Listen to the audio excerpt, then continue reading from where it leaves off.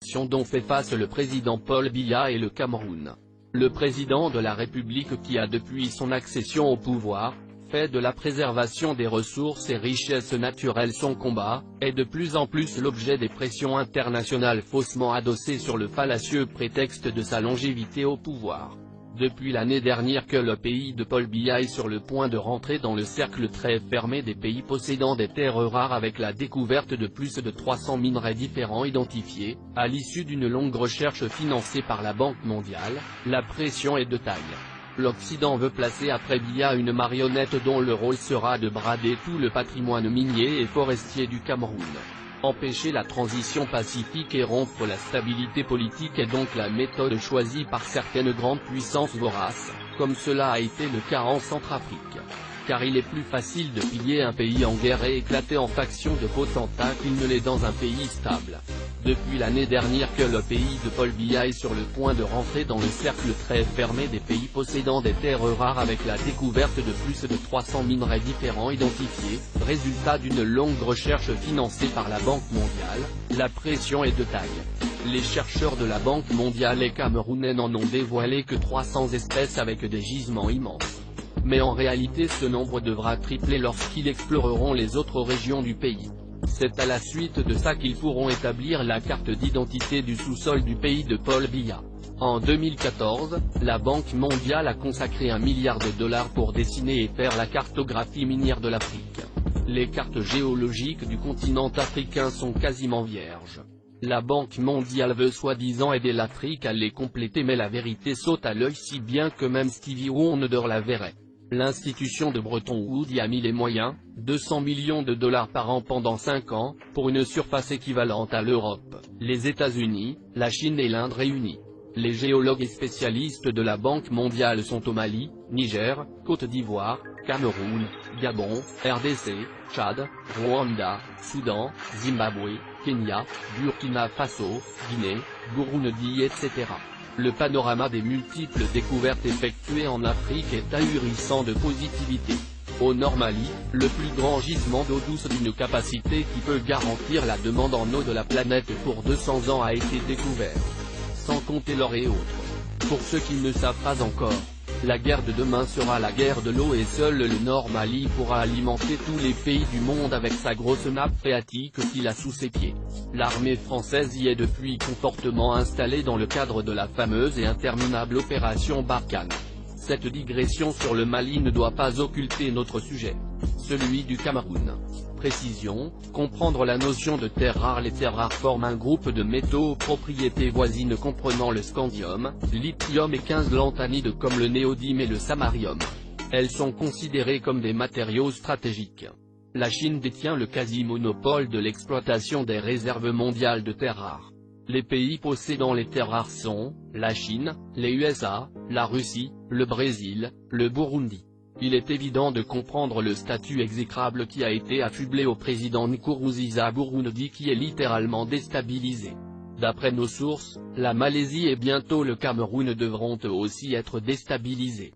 Il est loisible de constater avec tristesse que les seuls pays déstabilisés dans ce cercle très fermé ne sont que les pays les moins armés. Les pays dits faibles de même niveau de défense que le Burundi et Cameroun. Le fait incroyable est que de tous ces pays qui ont des terres rares, le cas du Cameroun est très spécial et fait peur. Peur qui risque de déclencher un gros clash entre puissances. Une explication existe. Dans les autres pays, on trouve 3, 10, 30 minerais différents pas plus qui sont classés terres rares, alors qu'au Cameroun, juste dans 3 régions du pays, l'on a découvert plus de 300 minerais tous différents des uns des autres avec des gisements dépassant tout entendement. En se laissant aller à un petit tour de méninge, il est aisé d'imaginer les résultats que ces études produiront lorsque les chercheurs géologues de la Banque mondiale et camerounais auront sondé les 10 régions du pays. Un vrai scandale géologique tout simplement. Cette information était gardée secrète par les chercheurs de la Banque mondiale qui avaient découvert ces minerais juste quelques mois après leur entrée en action au Cameroun en 2014. Depuis 2015 ils ont découvert toutes ces richesses, en ont informé discrètement l'ABM qui est leur patron et cette même ABM mondiale en a informé les multinationales qui sont le vrai patron de la Banque mondiale, que dans un bout de terre en Afrique centrale qui s'appelle Cameroun, ils sont sur le point de découvrir le jardin d'Éden tant recherché. Les seules informations que les géologues de la Banque mondiale donnent à leurs homologues camerounais sont la découverte de gisements d'or à Eseka, le gisement de diamants, d'uranium et de pétrole dans le nord, les réserves de gaz à Logbaba et Kribi etc. Ils s'en contentent et remontent ces maigres informations à Yaoundé et sont trop contents d'avoir bien bossé. Or le diamant, l'or, l'uranium, le pétrole, le gaz ne sont pas les terres rares. En creusant sous son lit avec un peu de détermination, on peut trouver du pétrole et de l'or. Depuis 2015, les informations sur les terres rares ne sont pas communiquées aux autorités de Yaoundé. Mais dans toutes les chancelleries occidentales ça discute fort sur comment mettre le grappin sur le Cameroun. Ainsi commence la déstabilisation Boko Haram, crise Nozo, les rebelles de la Séléka qui tentent une percée à l'est. Le pays de Paul Biya est tout simplement encerclé. Sans toutefois savoir le véritable problème. Les petits esprits accuseront la mauvaise gouvernance, d'autres parleront des inégalités, quelques-uns avec un esprit analytique très pertinent s'approchent de près du véritable problème en invoquant les matières premières.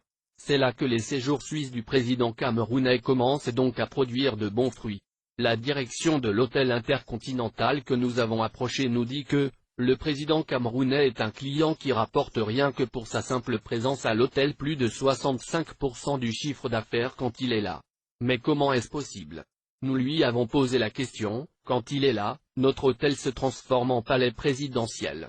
Des demandes d'audience, le président camerounais accorde des audiences aux hommes d'affaires, aux ministres de certains pays, à des délégations américaines, chinoises, brésiliennes, des ambassadeurs de certains pays etc. Tout ce beau monde devient de facto nos clients car ils prennent aussi leur quartier dans notre hôtel.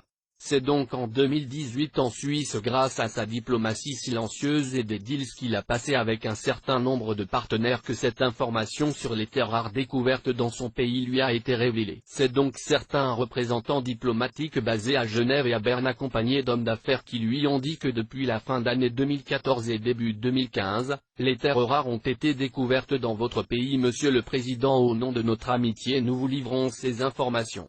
Et tout ce que vous connaissez comme désordre depuis 2014 à maintenant n'est qu'une suite logique liée à cette découverte. 2 minutes de silence dans sa suite.